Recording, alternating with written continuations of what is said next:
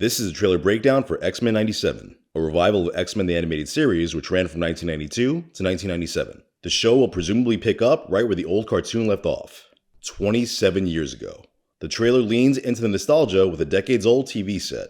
We see 3 VHS cassettes labeled X-Men Cartoon, X-Men Special, and DOFP, which stands for Days of Future Past, the time-traveling storyline that introduced Bishop.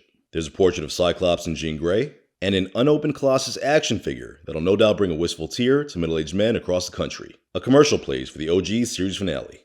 We're shown the last scene from that episode, where a dying Professor X has to travel to an alien planet to survive. That's when the quality of the animation gets decidedly more modern.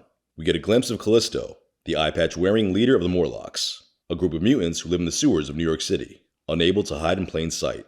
We see her yank a little green guy into the shadows, narrowly avoiding a searchlight. This is Leech, a mutant with the ability to suppress the mutant powers of others. An issue of the Daily Bugle falls into frame, the newspaper that Peter Parker freelances for. His name is credited as photographer for a Hellfire Gala, Hellfire being an elite mutant social club. Right next to the byline is a headline reading, "Is SpiderMan a mutant?"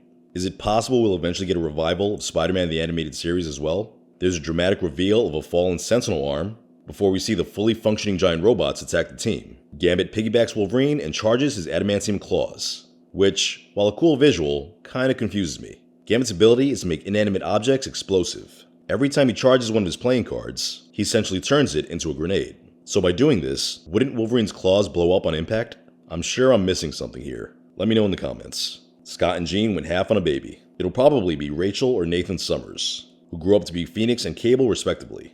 Hard to say. All of their kids have a complicated history with alternate timelines, and genetic engineering. We get some cool action shots. Cyclops says, "To me, my X-Men," which is kind of the lame version of Captain America saying Avengers Assemble. Candles burn next to a photo of Professor X, followed by a shot of a coffin being lowered into the ground.